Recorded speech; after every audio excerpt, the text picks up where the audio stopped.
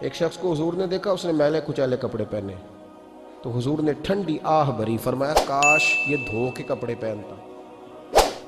ایک شخص کو دیکھا بال بکھرے ہیں، کنگھی نہیں کی، تو حضور فرمانے لگے کاش یہ کنگھی کر لیتا۔ نفاست پسند آدمی پہ نا بوجھ بنتا ہے۔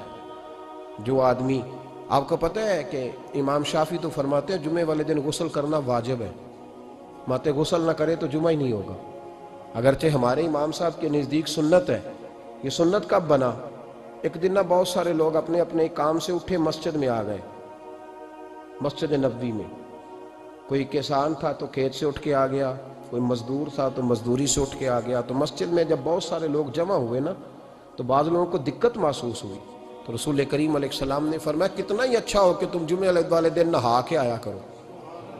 بس وہ صحابہ کا مزاج ہمارے والا نہیں تھا کہ تفصیل بتائیں، حکمت بتائیں، ملے گا کیا، ثواب کتنا، نہ نہائیں تو گناہ، یہ کوئی نہیں۔ حضور نے کہا کہ نہا کے آؤ تو کتنا ہی اچھا ہے۔ پھر کسی صحابی نے کبھی بھی بغیر غسل کیے جمعہ ادا ہی نہیں کیا۔ کسی نے بغیر غسل کے کبھی جمعہ ادا ہی نہیں کیا نا۔ اسلام بڑا خوبصورت دین ہے۔ حضور نے فرمایا جو کچا پیاز کھائے وہ مسجد نہ آئے، پہلے مسواک کرے، دانت صاف کرے، پھر آئے۔ نبی پاک صلی اللہ علیہ وسلم نے فرمایا جو کچی مولی کھائے مسجد نہ آئے۔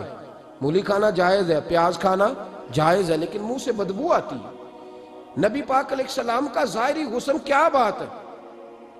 میلاد مبارکہ میں نبی پاک علیہ السلام کی جو چیز بڑی کھل کے واضح ہوتی ہے وہ رسول اللہ کا حسن و جمال ہے۔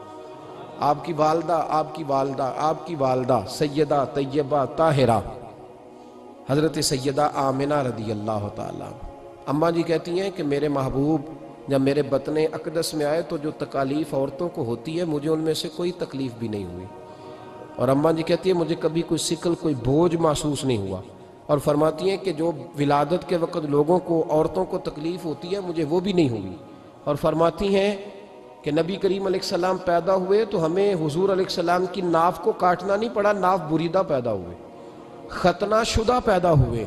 آپ کو پتہ ہے عورتیں غسل دیتی ہیں بچے کو پیدا ہونے کے بعد، لیکن میرے محبوب نے سجدہ ہی کر لیا پیدا ہوتے ہی، امتی امتی کہتے ہوئے پیدا ہوئے۔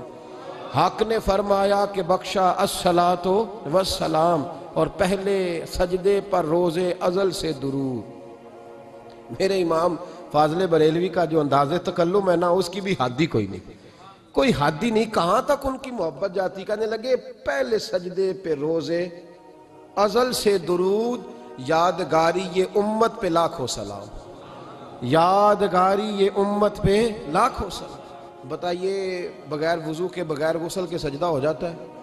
تو حضور نے سجدہ کر کے بتایا کہ اللہ نے مجھے پاک صاف پیدا کیا ہے۔ نبی پاک صلی اللہ علیہ وسلم کی والدہ نے جب یہ باتیں ارشاد فرمائیں تو لوگوں نے پوچھا ان سے کہ اماں جی پھر آپ ایک جملے میں بتائیں کہ ماجرا سارا کیا تھا، آخر ایک ولادت تو ہوئی نا، آپ کے وجود اطہر سے ایک بچہ تو نکلا، تو یہ کیا تھا؟ تو سیدہ آمنہ فرمانے لگی خارج منی نور، بس میرے وجود سے ایک نور نکلا ہے، بس میرے وجود سے ایک، اور روشنی آتی جاتی ہے تو کسی کو تکلیف نہیں دیتی، ایک نور نکلا۔ میرے رسول کریم علیہ السلام کو ظاہری حسن بھی کمال دیا، اور پھر حضور کی نفاست پسندی، صفائی پسندی۔ نبی پاک جب بات کرتے تھے نا تو حضور کے دانتوں سے نور نکلتا، اس کے باوجود حضور ہر وضو کے لیے مسواک کرتے۔ میں نے ہر نماز کے لیے نہیں کہا، میں اپنے لفظوں کا ذمہ دار ہوں۔ کس کے لیے بولے آپ حضرات؟ ہر وضو کے لیے، یعنی اگر نبی پاک نے وضو نماز کے لیے کیا تب بھی مسواک کی، اور اگر قرآن شریف کی تلاوت کے لیے کیا تو پھر بھی مسواک کی، کسی اور موقع کے لیے وضو فرمایا تو پھر بھی مسواک کی۔ اور سیدہ عائشہ فرماتی ہے جب بھی حضور گھر سے نکلنے لگتے پہلے مسواک فرماتے، حالانکہ رسول پاک کے دندان اقدس تو نور والے تھے، ضرورت ہی نہیں تھی۔ ہماری تعلیم کے لیے نفاست پسندی۔ ایک بات میں نے شروع کرنی ہے پر آپ نے ناراض نہیں ہونا، پہلے وعدہ کر لیں، جڑے نہیں بولے انہوں نے کی ارادہ ہے ہو جانا ہے، چلو ہو جائے، کوئی گل نہیں، خیر ہے، ہو جائیں آپ ناراض۔ نبی پاک نے بڑی مونچھیں نہیں پسند کی، حضور کو اچھی نہیں لگتی تھی۔ ایک بات پوچھتا ہوں آپ سے، یہ درد دل ہے میرا اور صرف سمجھانے کے لیے عرض کر رہا ہوں، کوئی تنقید نہیں، اللہ تعالیٰ مجھے نیت کا وضو عطا کرے۔ ایک بات بتانا، اگر بہو کھانا پکا کے لائے اور سالن سے بال نکل آئے تو پھر اس کا کیا حال ہوتا ہے؟ کئی تو بوڑھے پلیٹ اٹھا کے دیوار میں مارتے ہیں، ایسا ہی ہوتا ہے نا، یہ کیا ہے؟ اور اگر کبھی روٹی سے نکل آئے تو بیوی صاحبہ کا کیا حال ہوتا ہے؟ یہ کوئی طریقہ ہے کھانا پکانے کا؟ اور اللہ تعالیٰ معاف کرے، اگر کبھی ہوٹل میں چلے جائیں امیر لوگ 15,000 کا ڈنر کرنے، تو وہاں کسی سالن کی پلیٹ سے بال نکل آئے تو پھر تو پیسے کیا دینے ہیں، پھر تو ان کو اور جرمانہ ہو جاتا ہے۔ یہ تو سارے بال نکل آئے تو مشکل، اور ویسے بھی جو نفاست ہے نا طبیعت کی، اس پر بوجھ بنتا ہے، بال کھانے میں ہو آٹے میں ہو تو بوجھ بنتا ہے۔ تو بڑی مونچھوں والا دوست بھائی بزرگ جب پانی پیے گا تو بال پانی میں جائیں گے کہ نہیں جائیں گے؟ حکیم اور ڈاکٹر کہتے ہیں کہ کینسر کے مرض کا خطرہ ہے۔ اب باقی بھی راضی نہ ہوں، حضور نے بڑی مونچھیں بھی پسند نہیں کی اور چھوٹی داڑھی بھی پسند نہیں کی۔ حضور نے فرمایا داڑھیاں بڑھاؤ، مونچھوں کو پست کرو، مشرکین کی مخالفت کرو۔ اور ایک مقام پہ رسول پاک علیہ السلام نے یہاں تک فرمایا کہ جو مونچھیں پست نہیں کرتا وہ ہم میں سے ہے ہی نہیں۔ اتنے سخت لفظ۔ ایک صحابی تھے، آپ یقین کریں نا، کئی دفعہ دوستوں کو کہنا پڑتا ہے، اور کئی دفعہ نا مجھے محسوس ہوتا ہے کہ یار ہم روز ہی کہتے ہیں، لیکن کہتے پتہ کیوں ہے کہ بوجھ بنتا ہے وہ بندہ جو اس طرح کی تباہ کے ساتھ آتا ہے، جو حضور نے پسند نہیں کیا۔ ایک شخص نبی پاک کے سامنے آیا، قاضی عبدالدائم دائم صاحب نے لکھا ہے، بڑی خوبصورت بات لکھی ہے، کہنے لگے حضور کے سامنے وہ اکثر آیا کرتا تھا تو مونچھیں بڑی تھی، حالانکہ داڑھی بھی بڑی تھی، مونچھیں بھی بڑی تھی۔ 2-4 دفعہ حضور نے باتوں باتوں میں تحت اللفظ سمجھایا۔ کچھ بندے نہیں سمجھتے، تحت اللفظ سمجھاؤ یا بڑا کھول کھول کے سمجھاؤ پر بات سمجھنے کو تیار نہیں ہوتے۔ پتہ نہیں کیا ایسا حسن ہے بھئی، جو حسن نبی پاک نے پسند نہیں کیا وہ کبھی حسن ہو سکتا ہے، کبھی خوبصورتی ہو سکتی ہے، وہ کسی کا ذاتی کلچر تو ہو سکتا ہے پر دین کی تہذیب نہیں۔